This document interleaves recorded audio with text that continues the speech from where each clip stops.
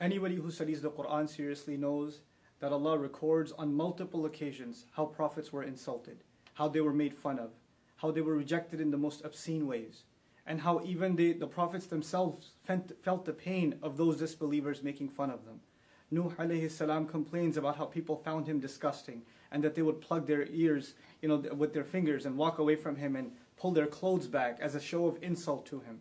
And our Prophet is no exception, sallallahu alayhi wasallam.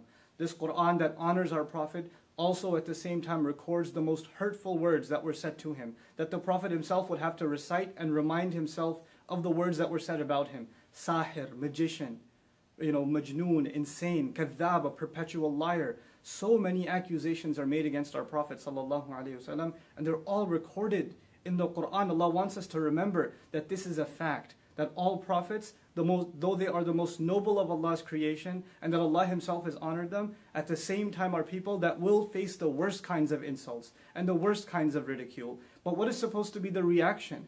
And if anybody's supposed to be angry and just be overwhelmed with rage when the Prophet is insulted, I would argue it would be his companions, whose faith, radiallahu anhum ajma'in, can't even be compared to yours and mine. But how come they don't react the way we do? How come they're not having any protests? How come they're not going out and yelling and screaming in rage? Because they understand that the Quran didn't just come to give them a love for their Prophet, but also to guide that love and to also teach them how to respond to these kinds of insults. How is it that we don't know that the Prophet himself is told, sallallahu alaihi wasallam, "Wasbir ala ma yaqulun." Be patient over whatever they say. I'm fascinated by this ayah because the word ma means whatever. Whatever they say. Not whatever they've said, whatever they might even come up with. And the mudari' form in the Arabic suggests what they may have said in the past, but the present and even the future till this day. The Prophet's policy is to be patient himself, sallallahu alaihi wasallam.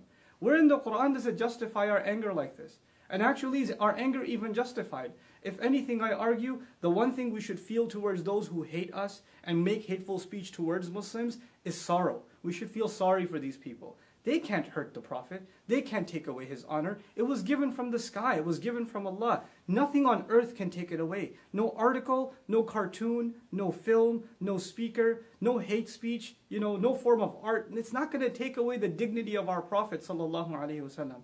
And these films and these kinds of attempts are futile, wasteful attempts to try to undermine the message of Islam and to misrepresent Islam. But think about it.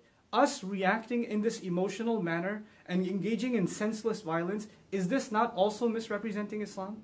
Aren't we doing exactly what people want, the enemies of Islam want for Islam to be misrepresented?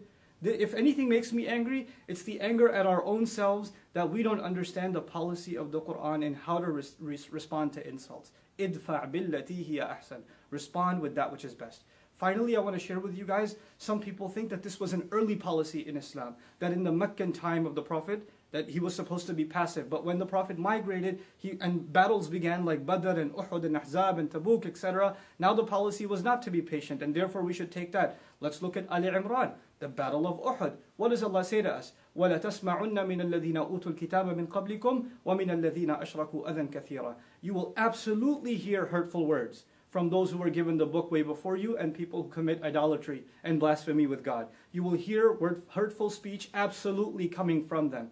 These kinds of things are a manifestation, a proof that Allah prepared us mentally for that. But what was supposed to be our reaction, God Himself tells us, Allah Himself tells us, وَلَا إِن تَصْبِرُوا وَتَتَّقُوا فَإِنَّ ذَلِكَ مِنْ عَزْمِ الْأُمُورِ.